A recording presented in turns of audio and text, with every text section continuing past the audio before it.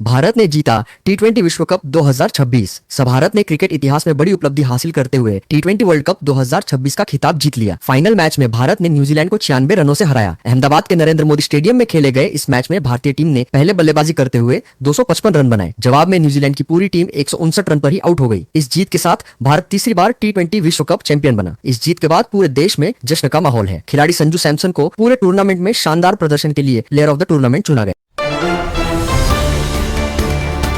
Share बाजार में बड़ी गिरावट। 4 सप्ताह की शुरुआत में भारतीय शेयर बाजार में भारी गिरावट देखने को मिली। बीएसई सेंसेक्स 2000 से अधिक अंक गिर गया और निफ्टी भी काफी नीचे चला गया। विशेषज्ञों का कहना है कि ये गिरावट मुख्य रूप से वैश्विक तनाव और कच्चे तेल की कीमत बढ़ने के कारण हुई है। कई बैंकिंग और आईटी कंपनियों के शेयर भी नीचे आए हैं। निवेशकों को सावधानी से निवेश करने की सलाह दी जा रही है क्योंकि अंतर्राष्ट्रीय बाजारों में भी अनिश्चितता बनी हुई है।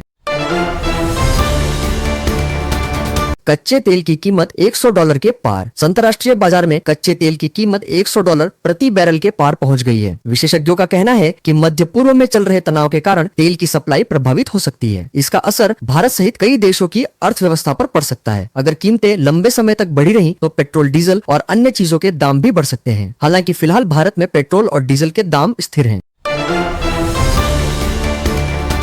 संसद का बजट सत्र आज से शुरू। 7 से संसद के बजट सत्र का दूसरा चरण शुरू हो गया है। इस दौरान सरकार कई महत्वपूर्ण बिल और नीतियों पर चर्चा करेगी। विपक्ष भी कई मुद्दों पर सरकार से सवाल पूछ सकता है। संसद में देश की अर्थव्यवस्था, सुरक्षा और अंतर्राष्ट्रीय स्थिति जैसे विषयों पर चर्चा होने की संभावना है। ये सत्र कई महत्वपूर्ण फैसलों के लिए अहम माना जा रहा है।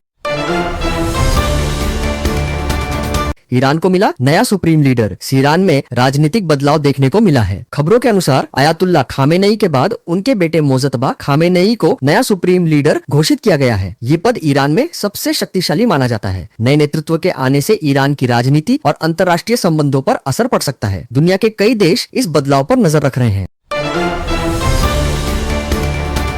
मौसम विभाग ने जारी किया अलर्ट। भारत मौसम विज्ञान विभाग ने कई राज्यों में बारिश और तेज हवाओं का अलर्ट जारी किया है। बिहार, पश्चिम बंगाल, उत्तर प्रदेश और दिल्ली में बारिश के साथ 50 किलोमीटर प्रति घंटे तक की तेज हवा चल सकती है। वहीं महाराष्ट्र और गुजरात जैसे राज्यों में गर्मी बढ़ने की संभावना है। मौसम विभाग ने लोगों को सावधानी बरतने की सलाह दी है।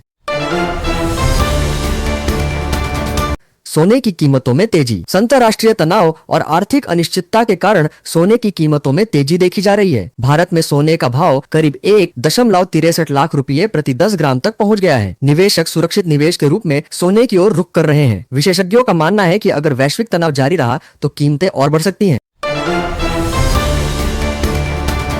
तमिलनाडु विधानसभा चुनाव। डीएमके कांग्रेस में 28 सीटों पर समझौता। सीडीएमके और कांग्रेस ने तमिलनाडु चुनाव के लिए गठबंधन फाइनल कर लिया। कांग्रेस को 28 सीटें और एक राज्यसभा सीट मिलेगी। ये बड़ा फैसला है क्योंकि दोनों पार्टियां मिलकर मजबूत दिखेंगी। चुनाव की तैयारियां तेज हो गई हैं। आईपीएल 2026 जल्द शुरू होगा। क्रिकेट प्रेमियों के लिए खुशखबरी है कि आईपीएल 2026 का नया सीजन 28 मार्च से शुरू होने की संभावना है। इस बार भी 10 टीमें भाग लेंगी। टूर्नामेंट के लिए तैयारियां शुरू हो चुकी हैं और कई खिलाड़ियों की नीलामी भी हो चुकी है। आईपीएल दुनिया की सबसे लोकप्रिय क्रिकेट लीगों में से एक है। सीबीएसई बोर्ड परीक्षा जारी। देश भर में सीबीएसई की बोर्ड परीक्षाएं चल रही हैं। लाखों छात्र 10वीं और 12वीं की परीक्षा दे रहे हैं। विशेषज्ञों के अनुसार कुछ पेपर आसान से मध्यम स्तर के रहे हैं। छात्रों और अभिभावकों को सलाह दी गई है कि वे बिना तनाव के तैयारी करें और समय का सही उपयोग करें। सीबीएसई बोर्ड परीक्षा जारी। देश भर में सीबीएसई की बोर्ड परीक्षाएं चल रही हैं। लाखों छात्र 10वीं और 12वीं की परीक्षा दे रहे हैं। विशेषज्ञों के अनुसार कुछ पेपर आसान से मध्यम स्तर के रहे हैं। छात्रों और अभिभावकों को सलाह दी गई है कि वे बिना तनाव के तैयारी करें और समय का सही उपयोग करें। सुरक्षा कड़ी। जम्मू कश्मीर में खामेनेई की मौत पर विरोध प्रदर्शन हुए। 5वें दिन भी सुरक्षा सख्त है। कई इलाकों में कर्फ्यू जैसी पाबंदियां हैं। असम में सुखोई 30 फाइटर जेट क्रैश। भारतीय वायुसेना का सुखोई 30 जेट जोरहाट एयरबेस से उड़ान के बाद असम के कार्बी आंगलोंग में क्रैश हो गया। पायलट अभी लापता है। मलबा मिला है और सर्च ऑपरेशन जारी है। अमेरिका ने भारत को रूसी तेल खरीदने की छूट दी। ईरान युद्ध से तेल सप्लाई प्रभावित होने पर अमेरिका ने भारत को रूस से ज्यादा तेल खरीदने की अस्थायी छूट दी।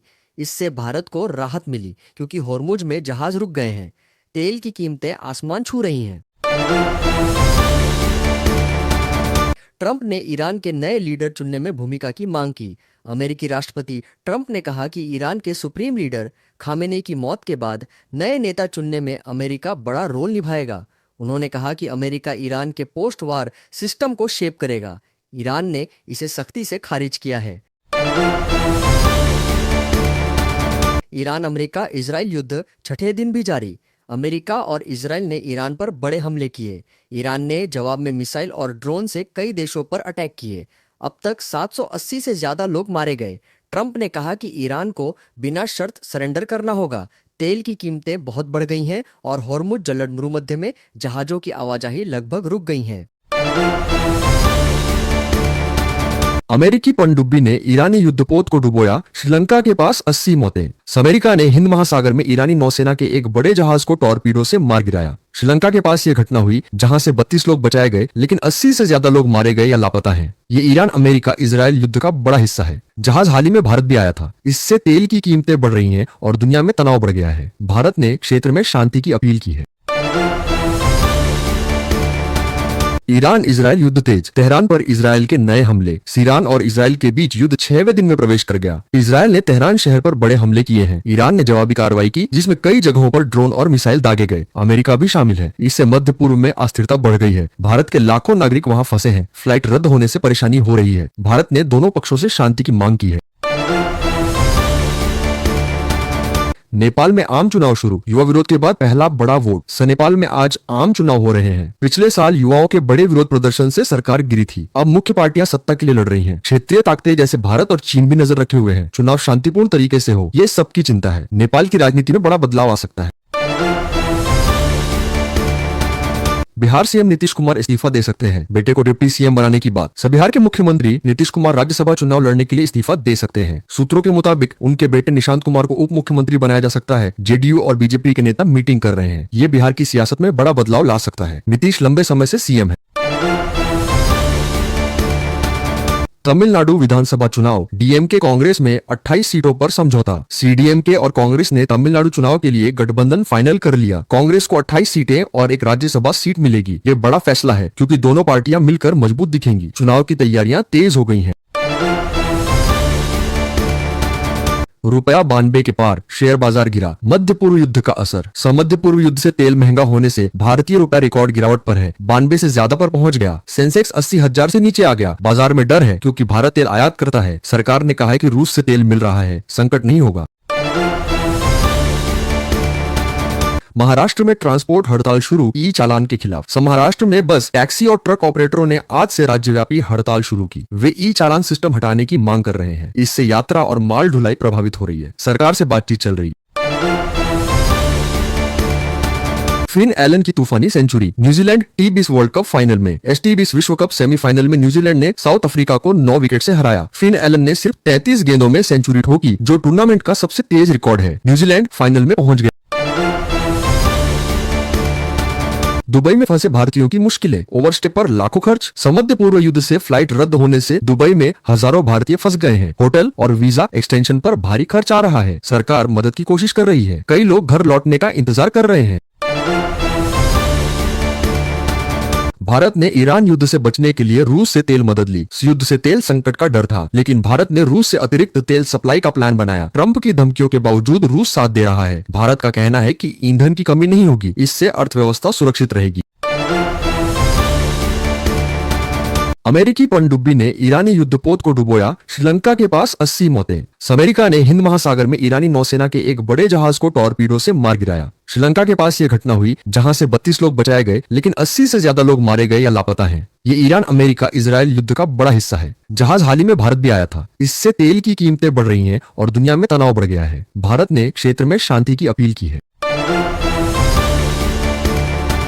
ईरान इजराइल युद्ध तेज, तेहरान पर इजराइल के नए हमले। ईरान और इजराइल के बीच युद्ध 6वें दिन में प्रवेश कर गया। इजराइल ने तेहरान शहर पर बड़े हमले किए हैं। ईरान ने जवाबी कार्रवाई की, जिसमें कई जगहों पर ड्रोन और मिसाइल दागे गए। अमेरिका भी शामिल है। इससे मध्य पूर्व में अस्थिरता बढ़ गई है। भारत के लाखों नागरिक वहां फंसे हैं। फ्लाइट रद्द होने से परेशानी हो रही है। भारत ने दोनों पक्षों से शांति की मांग की है।